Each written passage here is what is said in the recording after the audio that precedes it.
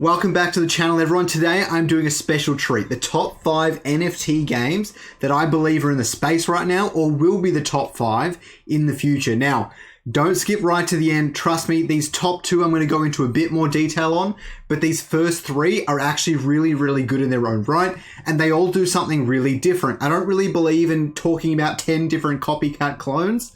They're all going to be quite individual and for different kinds of people, so you're definitely going to want to check them all out. And as always, welcome back to the channel. I'm Scoriox, where I do the maths and you do that sweet degen. And please, as always, don't forget to like and subscribe. And this is not financial advice. I'm not a financial advisor. And please, always do your own research. So starting off at number 5. Now, you guys, I don't know how you guys are going to feel about this, but I put Fancy Birds down here. Now, look, this beats out a lot of other projects and there's a lot going on here. But I'm going to go across a couple of the points where I put it down at number 5. So they have a really diligent team who's been pushing out updates non-stop. The app just got an update today. Revdis article's gone out. That's being set up. There's so much happening and the game's already in full swing. I'm waiting for game 2 to make up even more of my mind on it. That is one of the reasons it's down at number 5 today.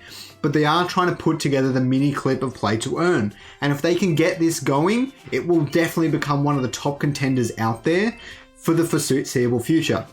Really, the other reason I put it down in the bottom, unfortunately, is that it needs the tokenomics to be slightly reworked.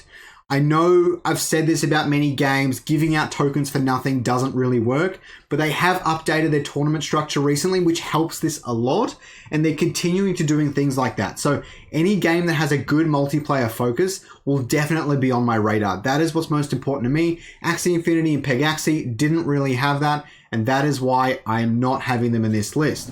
So the next game I want to talk about is Decentraland. Now, I'm personally kind of putting Decentraland and Sandbox in the same boat here, but I'm going to pick Decentraland because Sandbox, I feel like, does not hit as wide of an audience, and Decentraland moves a lot quicker and has a lot less upfront metaverse sales for cash, what I would consider somewhat of a cash grab.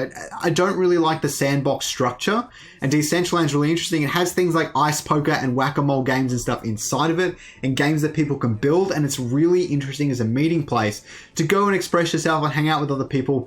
It's a really exciting game. I haven't been involved with it heaps yet, but I'm really excited to see where it goes in the future, and I hope they don't just stick with this whole model where it's inside the browser and stuff like that. I'd like to see them flesh it out a bit more. But it's definitely a really interesting project to keep your mind on. It's probably one of the better ones to invest into the token because the mana token, because this project is so strong, the mana token is really strong as well. So I'm definitely considering doing that. The next one I want to talk about is Gods Unchained. Now, this is a game I have not played yet, and I really should because I love Hearthstone, and that is what it reminds me of. It looks really fun and enjoyable. It looks highly strategic, and from my understanding, it doesn't really have any play 3 cards and earn X dollars quests or anything like that. It's mostly PvP structured, and it is what NFT gaming will probably look like in the distant future. A regular game, whereas your assets are NFTs. And in this case, that is the cards. And if Hearthstone had cards and NFTs, then Hearthstone would not be dead right now. Let me put it that way. If they eventually changed it, it would not be dead. So that is really cool. The other side of it is I've actually heard of a lot of people flipping their card NFTs to turn a profit. Now, any game that allows multiple kinds of gamification is really impressive. And this is really cool because you don't even have to play the game. You can just flip the market and have a good time, which is great. And it's really interesting because as the meta shifts, and we'll go from some other games, we'll talk about this as well, as the meta shifts, different cards become valuable or less valuable. And understanding the game as a whole can really benefit a lot of people. But as like some of the other games in this list, maybe some people can't earn as much because there's no free money given out. But I think Gods Unchained, if you're looking for a fun game right now that's currently playable, that should definitely be really at the top of your list. Fancy Birds is fun, but it's for a different kind of gamer, let's put it that way. So the second on this list I'm going to spend a little bit more time on, and that is Wizardia. Okay, so Wizardia, I hope I'm pronouncing that right, has a lot of aspects to it. So the first one I want to mention is Revdis. Now Fancy Birds has that as well, but Wizardia has these Arena Genesis NFTs, and you can go buy it right now. 4 out of 7 of their sales are done. And as they go throughout the sales, they'll be more expensive. And there is a 5% discount promo code in the description for any of their Wizard or Arena Genesis NFTs.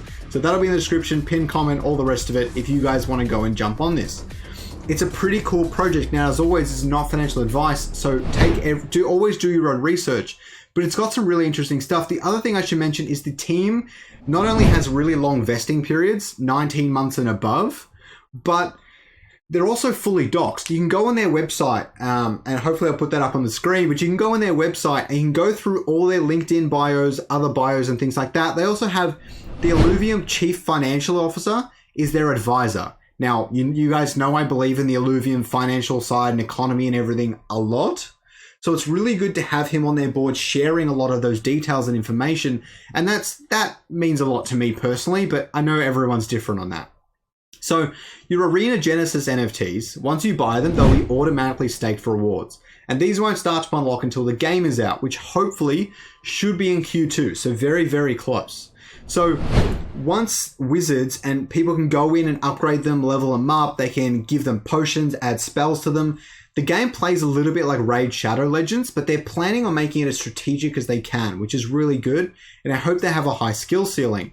But once everyone's playing this game and earning rewards and stuff, and they're spending money to upgrade their characters, all of that will actually go to the Arena Genesis NFT holders. So it's kind of like holding ILV tokens for Illuvium, but it's in an NFT, a cool NFT you can hold, and it's a really interesting way of setting up the system, and I quite like it.